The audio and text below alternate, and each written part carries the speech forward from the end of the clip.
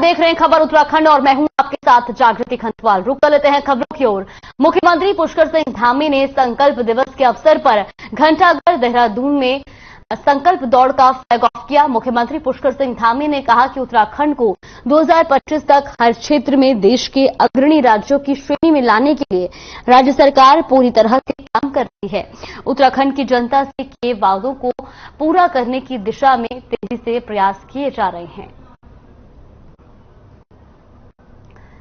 तो मुख्यमंत्री पुष्कर सिंह धामी ने संकल्प दौड़ का फ्लैग ऑफ किया और ये तस्वीरें भी आपको दिखा रहे हैं, जहां आपको बता दें कि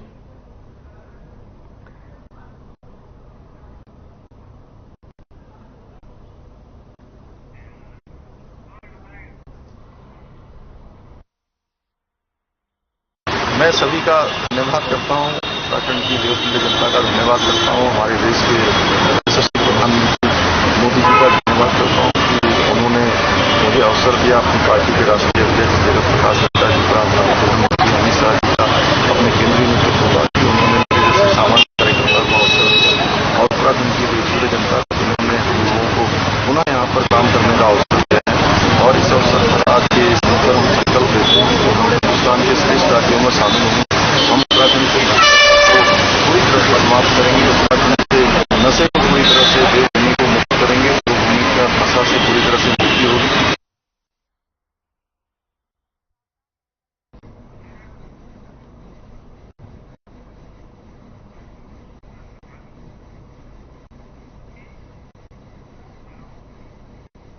मुख्यमंत्री पुष्कर सिंह धामी ने अपने जन्म दिवस के मौके पर युवाओं को एक बड़ा संदेश दिया है।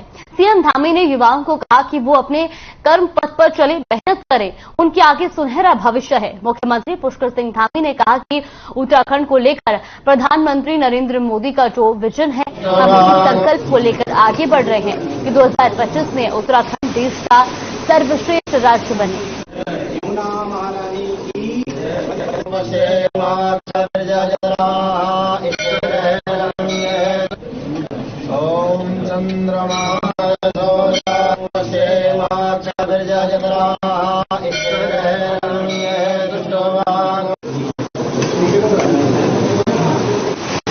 आज टपकेश्वर महादेव में आकर उनका आशीर्वाद लिया है और यह संकल्प भी लिया है कि 25 साल का जब हमारा राज्य होगा उस समय हम हर क्षेत्र में, यहाँ पर्यटन के क्षेत्र में, शिक्षा के क्षेत्र में, चिकित्सा के क्षेत्र में, इंडस्ट्री के क्षेत्र में, कृषि के क्षेत्र में, हॉर्टिकल्चर के क्षेत्र में हम हिंदुस्तान के श्रेष्ठ राज्यों में शामिल हों।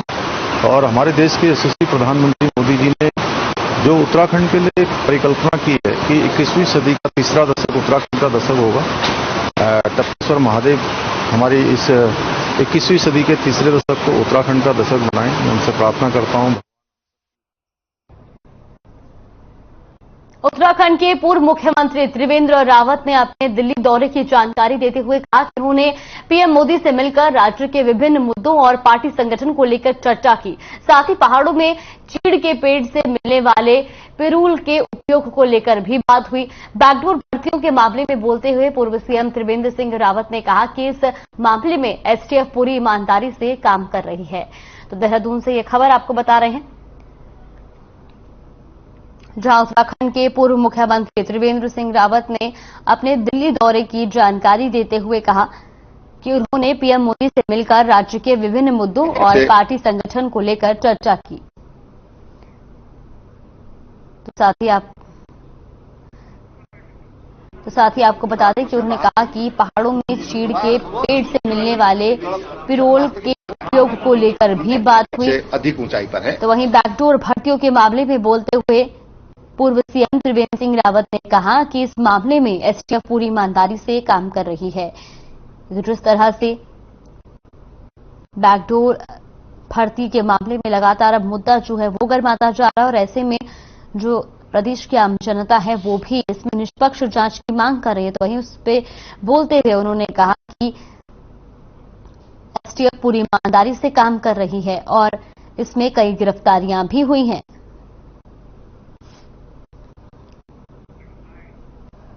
गांव जादूंगी जहां पर परमिशन नहीं है, क्योंकि वहां पर जो कमेटी गठित की है नेतृत्व अफसर बहुत अच्छे हैं और विधानसभा अध्यक्ष की जो पृष्ठभूमि है और जो मेरे साथ उन्होंने 4 साल विधायक के नाते मेरे साथ रही है, काम किया है, जो मैंने उनका स्वभाव देखा है, जो उनका कैरेक्टर देखा है, जिस तरह की बोल्डनेस हमारे और ईमानदारी हमारे विधानसभा अध्यक्ष में है, ईमानदारी है और विजन है, सोच है। राजनीति कर रहे हैं तो हमको कैसी राजनीति करनी है, से अधिक ऊंचाई पर है। जहां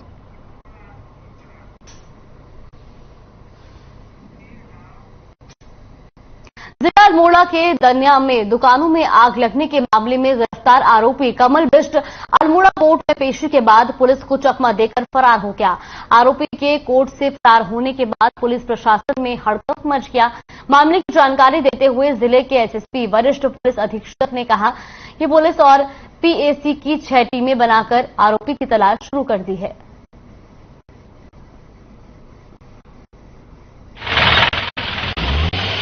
अल्मोड़ा से खबर आपको बता रहे हैं, जो आपको बता दें कि कोर्ट से एक आरोपी फरार हो गया, तो वहीं जिला अल्मोड़ा के दन्या में दुकान में आग लगने के मामले में गिरफ्तार आरोपी कमल बिष्ट अल्मोड़ा कोर्ट में पेशी के बाद पुलिस को चकमा देकर फरार हो गया। आरोपी के कोर्ट से फरार होने के बाद पुलिस प्रशासन में हड़कंप मच गया है, तो वही मामले की जानकारी देते हुए जिले के एसएसपी वरिष्ठ पुलिस अधीक्षक ने कहा कि पुलिस और पीएसी की 6 टीमें बनाकर आरोपी की तलाश शुरू कर दी गई है।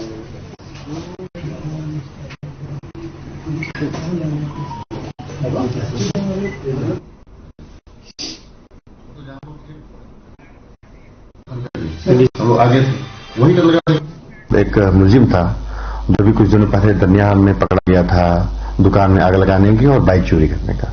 उससे आज माननीय न्यायालय में पीसी से वापस, जब उसको गाड़ी से वापस ले जाने जा रहे थे, उसी वहां पे पार्किंग के पास ही वो हथकड़ी छुड़ा करके भाग गया और इस पे हमारी जो पुलिसकर्मी थे, इन लोगों ने पीछा किया और बाकी अन्य लोगों की मदद से भी पीछा किया गया, लेकिन जटिल भौगोलिक परिस्थिति होने का जो है वो वहां पे छुप सा गया है।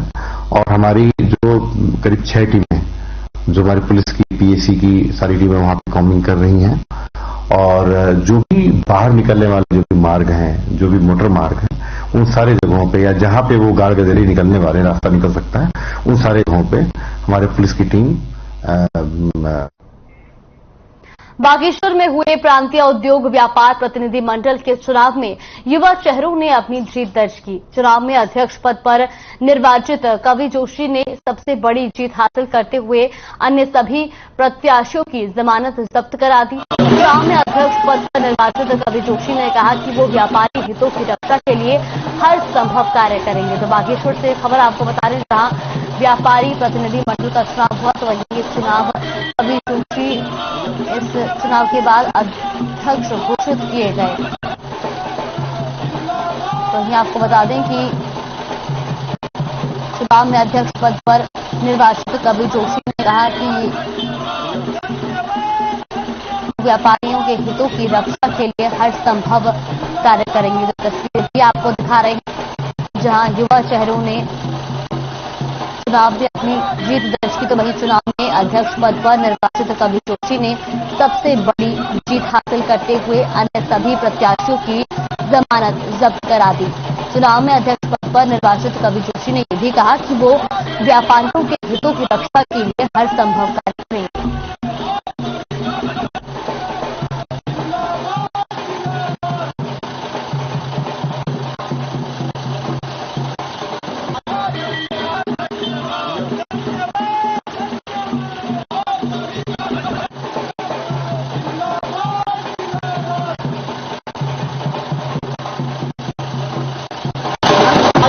पहले तो मैं सभी व्यापारियों को बधाइयां देना चाहूंगा कि उन्होंने मुझे भारी बहुमत से जिता के व्यापार संघ में अध्यक्ष बनाया है। और जैसे कि मैं पहले से भी लगातार व्यापारियों के हित में लड़ते आया हूं, आगे भी जो भी समस्याएं व्यापारियों के बीच में आएंगी, मैं उनका पूरी अपनी संगठन की टीम के साथ सब व्यापारी को एकजुट होकर उसकी राय लूंगा।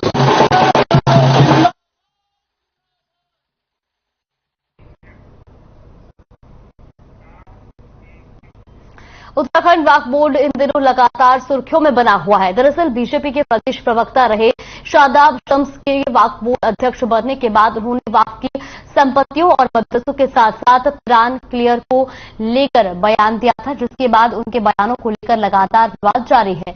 हालांकि वो इस बयान पर अपनी सफाई पेश कर चुके हैं।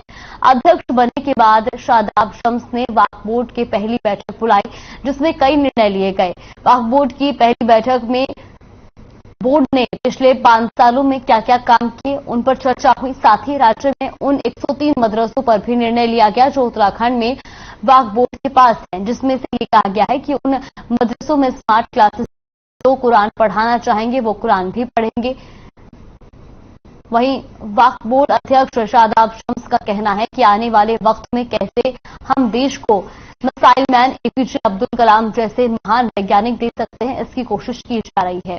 शादाब शम्स का ये भी कहना है कि वक्फ बोर्ड की संपत्तियों पर तमाम कब्जे हो रहे हैं, जिसको लेकर भी बोर्ड बैठक में निर्णय लिया गया। वहीं वक्फ बोर्ड की संपत्तियों पर हो रहे अतिक्रमण पर जल्द ही बुलडोजर चलाया जाएगा। तो देहरादून से खबर आपको बता रहे, जहां वक्फ बोर्ड की बैठक हुई, तो वहीं आपको बता दें कि उत्तराखंड वक्फ बोर्ड इन दिनों लगातार सुर्खियों में बना हुआ है। जहां बीजेपी के प्रदेश प्रवक्ता रहे शादाब शम्स ने वक्फ बोर्ड अध्यक्ष बनने के बाद वक्फ की संपत्तियों और मदरसों के साथ साथ कुरान क्लियर को लेकर बयान दिया था, जिसके बाद उनके बयानों को लेकर लगातार विवाद जारी है। हालांकि वो इस बयान पर अपनी सफाई भी पेश कर चुके हैं। अध्यक्ष बनने के बाद शादाब शम्स ने वक्फ बोर्ड की पहली बैठक बुलाई, जिसमें कई निर्णय लिए गए। तो साथ ही वक्फ बोर्ड की पहली बैठक में बोर्ड ने पिछले 5 सालों में क्या क्या काम किए हैं उन पर भी चर्चा हुई और साथ ही राज्य में उन 103 मदरसों पर भी निर्णय लिया गया जो उत्तराखंड में वक्फ बोर्ड के पास। ये कहा गया है कि उन मदरसों में स्मार्ट क्लासेस बनेगी, जो कुरान पढ़ना चाहेंगे वो कुरान भी पढ़ेंगे। वक्फ बोर्ड अध्यक्ष शादाब शम्स का कहना है कि आने वाले वक्त में कैसे हम देश को missile man APJ Abdul Kalam जैसे महान वैज्ञानिक दे सकते हैं, इसकी कोशिश की जा रही है। शादाब शम्स का यह भी कहना है कि वक्फ बोर्ड की संपत्तियों पर तमाम कब्जे हो रहे हैं।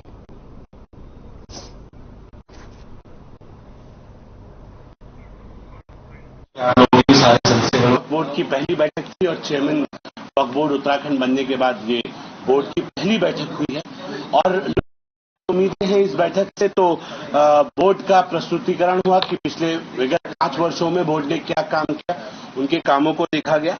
फिर हमारे एजेंडे में कई महत्वपूर्ण काम थे जिनको लेके लंबे डिस्कशंस हुए, जिसमें जो बहुत अति महत्वपूर्ण आज के विषय को लेके जो आजकल चल रहा है वो था मदरसों को लेके। 103 मदरसे उत्तराखंड में वक्फ बोर्ड के पास है और वक्फ बोर्ड में आज बैठक में लगभग जो एजेंडे में रखा गया, जिसमें तमाम सदस्य गण माननीय सदस्य गणों की तरफ से आम सहमति बनी है, वो ये बनी है कि 103 मदरसे जो हमारे हैं उनमें से हम मॉडल मदरसे अब स्टार्ट करने जा रहे हैं। हमारी बताइए कहाँ चली गई? मैं पूरी कर रहा हूँ।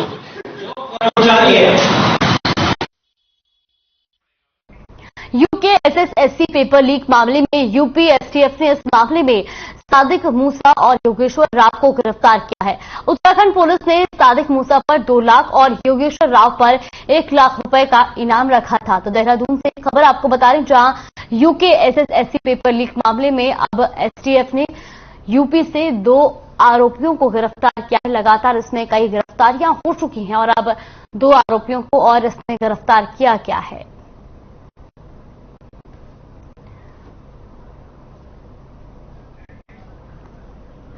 तो वहीं आपको बता दें कि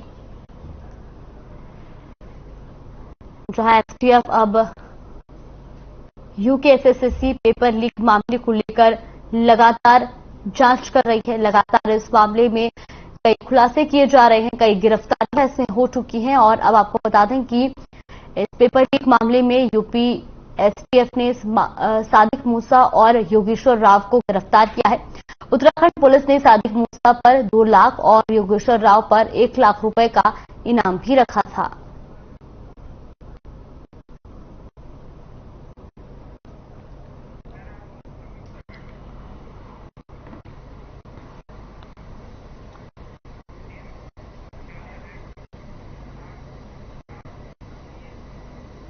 देहरादून में कैबिनेट मंत्री बहुगुणा ने दुग्ध विकास की बैठक ली, जिसमें सभी समिति के अध्यक्षों समेत अधिकारी मौजूद रहे।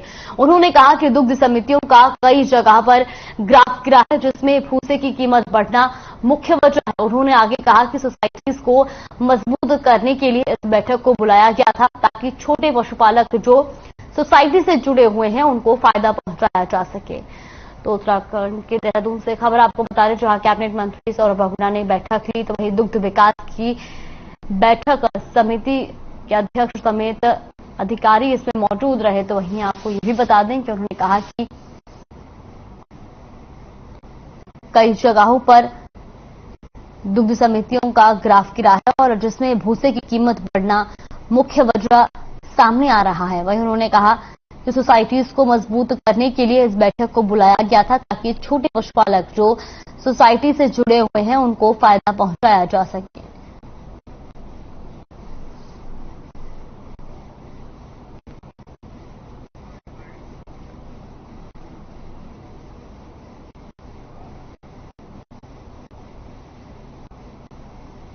इसमें हमारे सारे फेडरेशन के लोग, हमारे सारे समितियों के अध्यक्ष, मैं और हमारे सचिव और हमारे एमडी सब थे।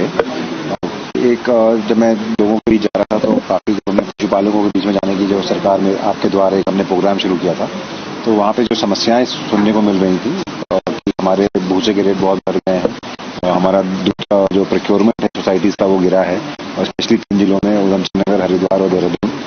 और किस तरीके से हमारे जो छोटे पशुपालक हैं उनकी आय बढ़ाई जा सके, किस तरीके से उनको प्रॉफिट दिया जा सके।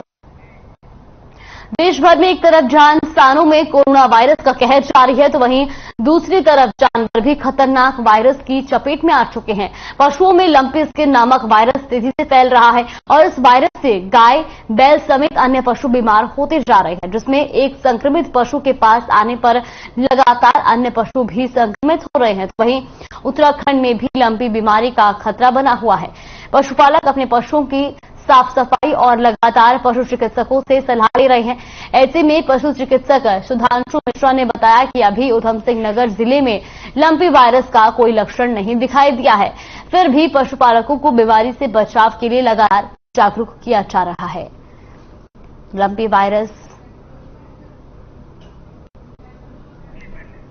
लगातार पशुओं में लंपी वायरस का जो संक्रमण वो फैलता जा रहा है। ऐसे में देश भर में कई राज्यों में लंपी वायरस से पशुओं की मौत हो रही है। ऐसे में राजस्थान और हरियाणा की अगर बात की जाए तो वहां पर लंपी वायरस सबसे ज्यादा बढ़ा हुआ है। हालांकि उत्तराखंड में, जहां आपको बता दें कि पशुपालक अपने पशुओं की साफ सफाई और लगातार पशु चिकित्सकों से सलाह ले रहे हैं। ऐसे में पशु चिकित्सक सुधांशु मिश्रा ने बताया कि अभी उधमसिंह नगर जिले में लंपी वायरस का कोई लक्षण नहीं दिखाई दिया है, फिर भी पशुपालकों को बीमारी से बचाव के लिए लगातार जागरूक किया जा रहा है। तो वहीं आपको बता दें कि इस वायरस से गाय, बैल समेत अन्य पशु बीमार होते जा रहे हैं, जिसमें एक संक्रमित पशु के पास आने पर लगातार अन्य पशु भी संक्रमित हो रहे हैं। तो वहीं इससे पशुपालक जो हैं वो भी अब लगातार अपने पशुओं की साफ सफाई पर खास ध्यान दे रहे हैं और खास तौर पर पशुपालकों से भी, पशु चिकित्सकों से भी सलाह ले रहे हैं।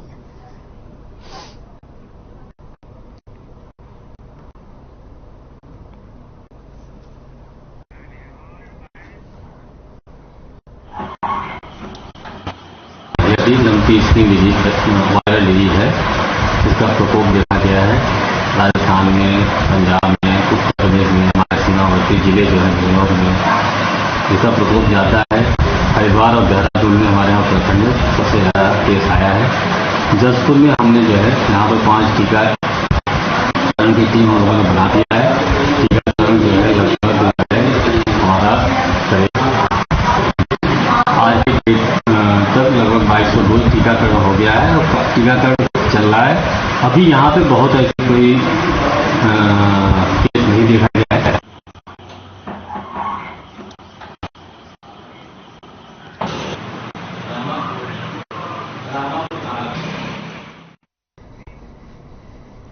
ऋषिकेश में एसडीएम शैलेंद्र सिंह नेगी ने स्वास्थ्य विभाग की टीम के साथ शहर के अल्ट्रासाउंड सेंटरों में छापेमारी की। इस दौरान स्वास्थ्य विभाग की टीम ने अल्ट्रासाउंड मशीनों की जांच के साथ पंजीकरण और तमाम दस्तावेजों की जांच की। इस जांच के दौरान कोयल घाटी के एक अल्ट्रासाउंड सेंटर के संचालक ने स्वास्थ्य विभाग की टीम को जानकारी देते हुए बताया कि महिला लगातार अल्ट्रासाउंड सेंटर में आकर भ्रूण का लिंग जांच के लिए दबाव बना रही है।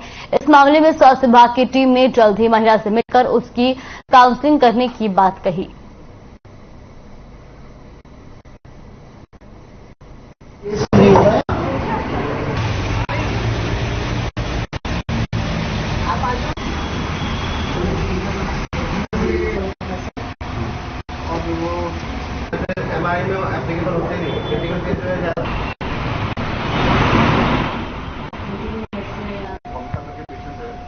तो ऋषिकेश में एसडीएम शैलेंद्र सिंह नेगी ने स्वास्थ्य विभाग की टीम के साथ शहर के अल्ट्रासाउंड सेंटरों में छापेमारी की और इस दौरान स्वास्थ्य विभाग की टीम ने अल्ट्रासाउंड मशीनों की जांच के साथ पंजीकरण और तमाम दस्तावेजों की जांच की।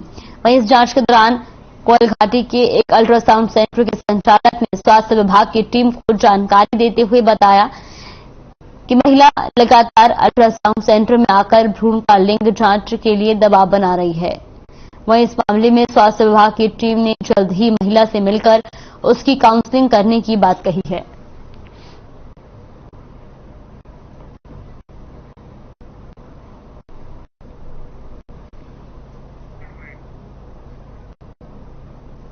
के साथ निरीक्षण किया गया और उनमें विशेषकर उनके रजिस्ट्रेशन, रिन्यूअल और केसेस की क्या स्थिति है, कोई ऐसा केस तो नहीं पाया गया है, ये सब चीज देखा जाता है। और हम लोगों ने इन्हीं जो बिंदु होते हैं उनका यहाँ पर निरीक्षण किया है डिपार्टमेंट के साथ और अभी फिलहाल ऐसा कोई बिंदु प्रकाश में नहीं आया जिस पर कार्रवाई कर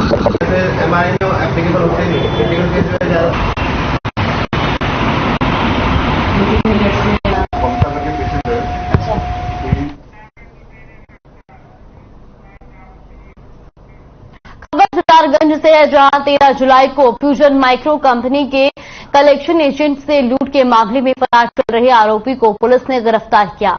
पुलिस ने आरोपी पति पत्नी के पास से 3,550 रुपए की नकदी भी बरामद की।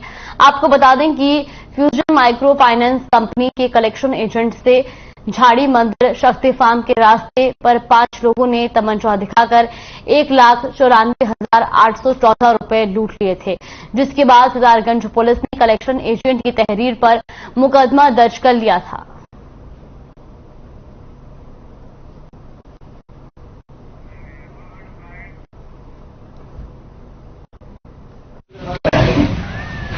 तेरह तारीख को एक लूट हुई थी जिसमें 5 अभियुक्तों को पहले गिरफ्तार करके भेजा जा चुका है, जिसमें मास्टरमाइंड जो थी गुरनाम कौर थी, जो वही कलेक्शन एजेंट थी, जो पैसे इकट्ठा करती थी। उसने और उसके पति ने उन्होंने मिलकर साजिश रची और उसको मोबाइल से उसकी लोकेशन लेते रहे। और जैसे ही वो जंगल के पास पहुंचा तो उसके पीछे जो आदमी इनके रिश्तेदार थे उनसे बता के उसको लूट लिया। लूटने के बाद ये लोग भाग गए, उनको 5 गिरफ्तार कर लिया। 1.5 महीने से फरार चल रहे थे।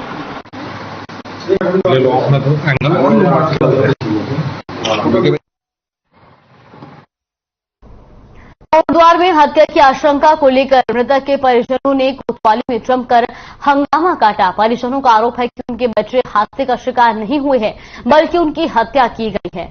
वहीं पुलिस ने परिजनों को आश्वासन दिया कि पुलिस हर पहलू पर जांच कर रही है। जांच के बाद जो भी पहलू सामने आएंगे उसके आधार पर कार्रवाई की जाएगी। आपको बता दें कि कोटद्वार कोतवाली के गोविंद नगर क्षेत्र से 9 सितंबर को 3 बच्चे सुबह 5 बजे लगभग स्कूटी से सिंबली मंदिर की ओर गए थे, लेकिन देर शाम तक वो घर नहीं लौटे। परिजनों ने उनसे काफी पूछताछ की, लेकिन बच्चों का कहीं भी पता नहीं चला। इसके बाद 10 सितंबर को परिजनों ने कोटद्वार कोतवाली में अपने बच्चों की गुमशुदगी की रिपोर्ट दर्ज करवाई थी।